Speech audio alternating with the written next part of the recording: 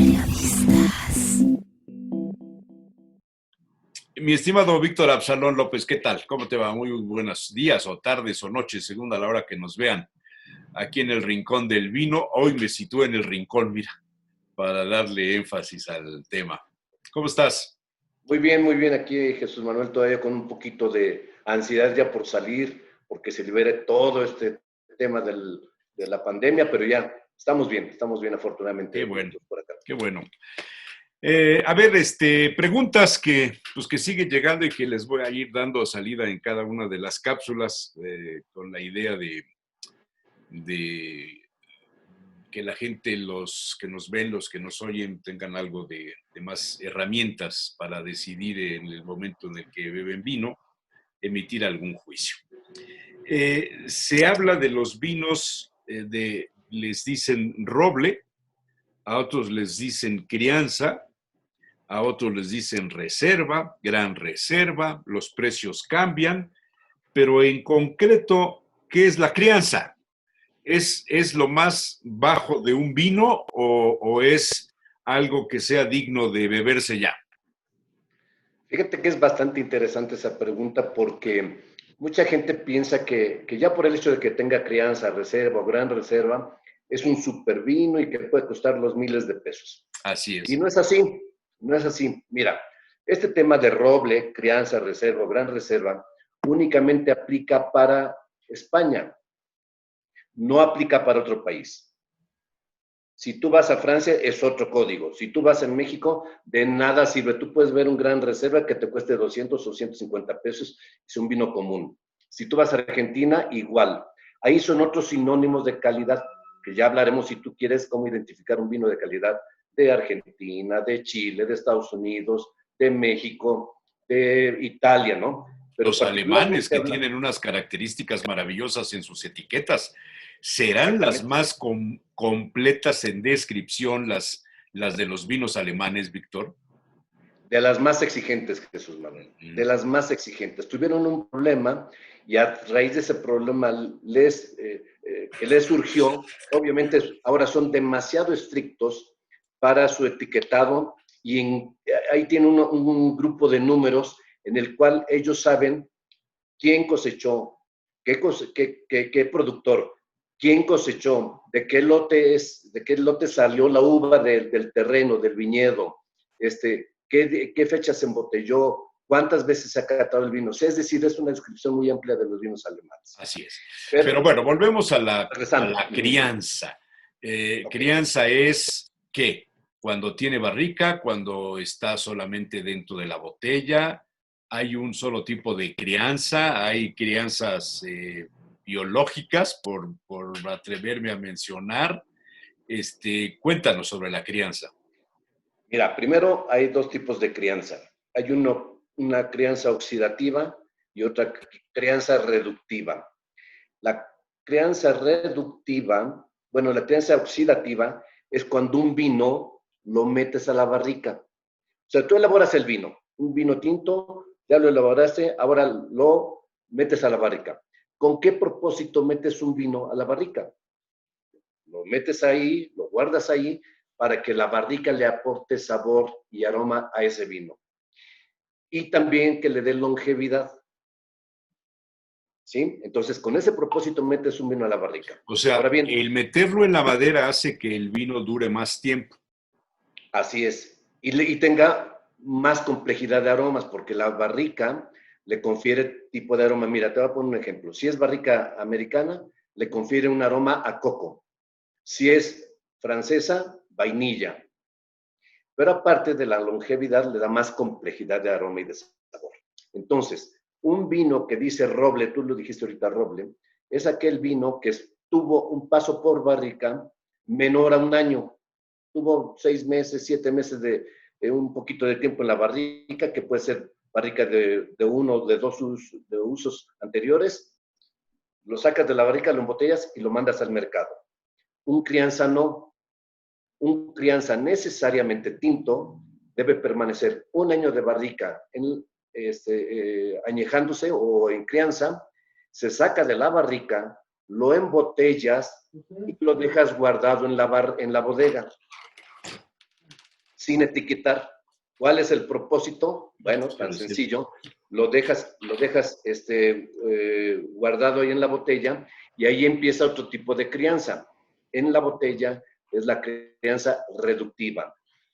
Ya dijimos que la barrica le aporta aroma y sabor y complejidad y lo vuelve más longevo. ¿Y cuál es la crianza reductiva que se logra en la botella? Aquí vamos a hablar de 3 elementos: acidez, alcohol y taninos o astringencia. ¿Sí? Esos 3 elementos. Ahora, por favor, Jesús Manuel, quiero que te imagines que pongas un triángulo sólido en tu boca, que lo metas en tu boca. Triángulo sólido. Una punta va a ser la acidez, otro el alcohol y otro la astringencia.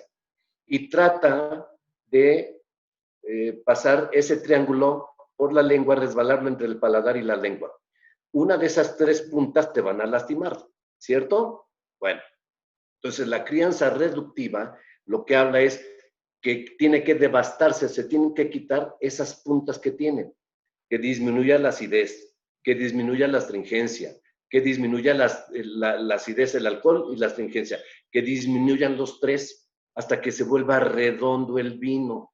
Eso es lo que se llama un vino redondo, cuando están equilibradas las 3 aristas que intervienen en el gusto. Pero, ¿y en el retrogusto se manifiesta la crianza también? Sí, a través de estos aromas que te acabo de decir, por ejemplo, vainilla o coco. Puede ser el aroma de tabaco, puede ser aroma de chocolate, eso es en la forma de retrogusto. Pero si estamos hablando ahorita nada más del gusto tal cual, de estos 3 puntos, que es el alcohol, acidez y tanicidad o astringencia, esos 3 puntos los tienes que ir devastando hasta completarlo en redondo. Ahora, quita ese triángulo, por favor, y pon una canica en tu boca y desplázala. Ya no te va a lastimar ninguna de las puntas, ¿verdad? Qué placer tomar un vino donde tú dices, wow, no tiene una arista alta de alcohol, no siento astringencia y la acidez está equilibrada. Es el momento oportuno de tomar un vino. Entonces el vino tiene ese tipo de 2 crianzas. Regresando al tipo de roble que te dije, tiene menos de un año, está en botella y ya lo mandas al mercado. El crianza debe permanecer, como te comentaba, 1 año en la barrica, lo sacas de la barrica, lo embotellas y lo dejas guardado 1 año en la bodega para que esas aristas se devasten. Una vez que ya pasó 1 año de barrica, 1 año de botella, ya lo puedes etiquetar y lo mandas al mercado. Esa es crianza. Reserva, igual el proceso, 1 año de crianza en barrica, 2 años, perdón, 2 años, 1 año en barrica, perdón, 1 año en barrica y 2 años en botella. Lo etiquetas y lo mandas al mercado. El gran reserva debe permanecer 2 años en la barrica, al menos 2 años en la barrica, lo sacas, lo embotellas y lo dejas guardado en tu bodega 3 años. Lo etiquetas y lo mandas al mercado. Fíjate nada más. Son 5 años el vino, realmente, antes de que puedas beber. Correcto. Para que lo saques al mercado. Cuando vemos una botella que dice, que no dice nada, simplemente vino fulano de tal, elaborado en el viñedo fulano, etcétera, la tradición de la casa, uva fulana. No dice crianza, no dice roble, es un vino menor. Si es español, sí. Ah, claro. Si es mexicano. Si es mexicano son otros factores. Ahí no importa que diga gran reserva o no. Con que diga el nombre, ahí lo importante es saber, ahí sí con más detalle, hay que checar cuánto rendimiento tuvo por hectárea, cuánto tiempo tardó en la fermentación, ¿cómo se llama? ¿Cuántos meses de sol, cuántos de lluvia, cuántos de frío? Claro, cuánto tiempo pasó por la barrica, pero eso ya con la ficha técnica, porque en la etiqueta el vino mexicano difícilmente va a decir esos datos. ¿Okay? Pero regresando al vino español, es obligado para ello. Pero fíjate bien, eso nomás es para el español. El vino francés no debe decir, no necesariamente debe decir que es un gran cru. Claro no, que ahí es otra clasificación, pero en una botella de un vino francés no vas a encontrar nunca el equivalente a la palabra crianza. Exactamente, entonces es lo que estoy diciendo. no va a decir crianza, va a decir, ¿cómo se llama? Cru, Gran Gran Cru, Cru, Primer Primer Gran Cru, Cru clase. sí, ¿Sí? Entonces, ahí es una clasificación totalmente diferente. totalmente diferente. Sí, Sí. ahora, decías que hay dos tipos de crianza, la reductiva y Sí. la oxidativa, o la que le llaman biológica Oxi- también a la otra, ¿no? sí. Reductiva, biológica, o la oxidativa. Sí, sí, Eh, sí, sí. ¿Todos los vinos se pueden someter a Sí. estas mismas crianzas o La según oxidativa es la biológica. la región?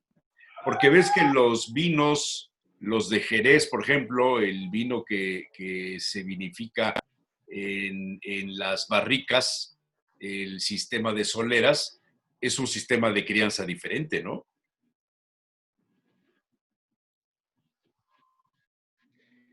Totalmente diferente. Ahí lo importante, fíjate lo que sucede. Ese vino, tanto el Loporto como el Jerez, son vinos fortificados. ¿Qué significa esto? Que una vez que ya elaboro el vino blanco, lo voy a poner a una crianza aeróbica. Todos los vinos, los que acabamos de decir, los crianzas, los reservas, estos, está totalmente sellada la botella, la barrica donde tienen la crianza. No entra Llena el la oxígeno. barrica y se tapa. En algunas se No entra permite que oxígeno. entre el aire, el oxígeno. No, en esas no. No, No, no, no, no, no, pero no. en las de Jerez sí. En las de Jerez Las de sí. Jerez Eso sí. es lo que te digo que es aeróbica. Entonces, un tercio de la barrica no está lleno. Nada más está tres cuartas, tres tercios, digo, perdón, dos tercios están llenos de la barrica. El otro tercio no tiene vino y está sin el tapón, está abierto. Entonces eso crea una oxidación mayor. Se saca el vino, se le agrega alcohol. Es un vino fortificado Sí, y se o forma la flor. encabezado. Se forma esa nata Se forma la maravillosa flor, que se le llama exactamente. flor. Así es. Y de ahí toma el sabor tan característico el Jerez, por ejemplo. Claro, Entonces, claro, claro. otro tipo de crianza es eso. El mismo procedimiento se usa para vinos blancos que para tintos. Los blancos también pueden tener crianza. Sí, sí, pero el blanco es menor el tiempo en la barrica. Es más sensible la uva blanca para la crianza en barrica que la tinta. Entonces, por eso es menos tiempo. Pero te voy a poner un ejemplo. El vino francés, hay un vino que fermenta en la barrica, pero eso no más puede ser vino blanco, no puede ser tinto. En ninguna parte del mundo puede fermentarse en barrica el vino tinto. Siempre que se llega a fermentar en la barrica tiene que ser vino blanco. Entonces, en Borgoña hay un vino que tiene un proceso de elaboración que se llama surlí, sobre sus lías. Esto quiere decir que se elabora el vino o sea, se mete el jugo dentro de la barrica, se le ponen las levaduras, se empiezan a comer ese azúcar, las levaduras, y transforman ese azúcar en alcohol. Una vez que ya se terminaron el azúcar, las levaduras, se mueren y se dejan ahí muertas, se dejan muertas ahí dentro de la barrica. Eso es surlí, sobre sus lías, es decir, sobre las levaduras muertas se deja ese vino. Y ahí se le da una crianza, en promedio un año, año y medio, 2 años inclusive. Y se saca y se embotella ese vino.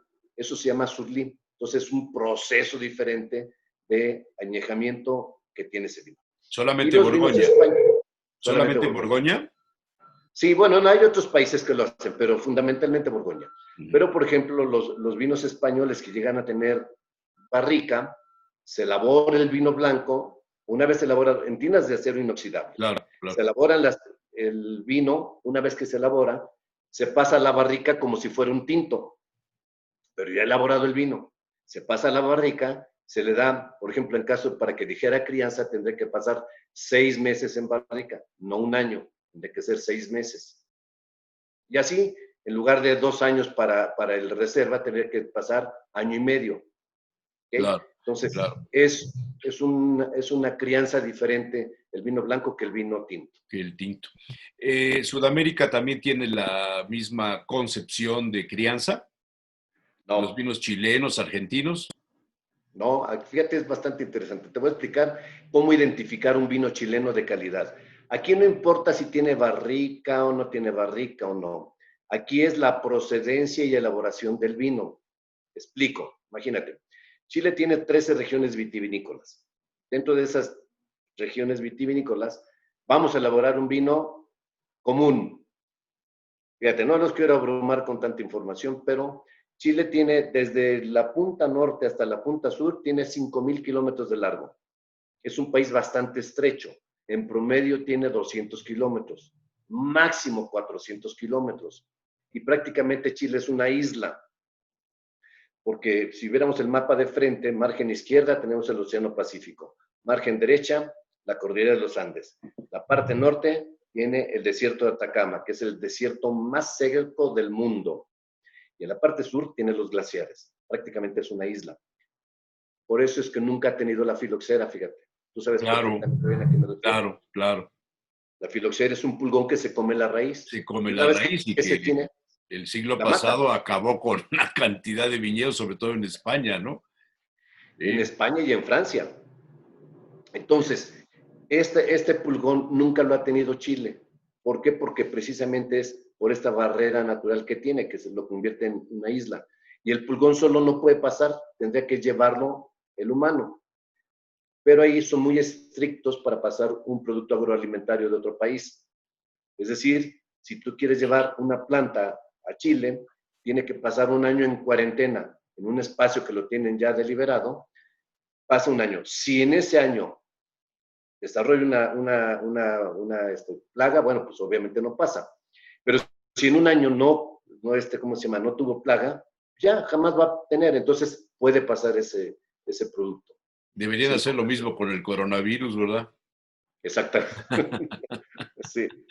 Muy bien, pues espero que haya quedado eh, la persona que nos pidió este dato de los vinos de crianza, que haya quedado satisfecho con los comentarios y si no, pues mandan otra pregunta y con mucho gusto al correo de losperiodistas.com.mx y ahí le daremos este curso cuando así proceda en las siguientes cápsulas. Don Víctor, muchísimas gracias.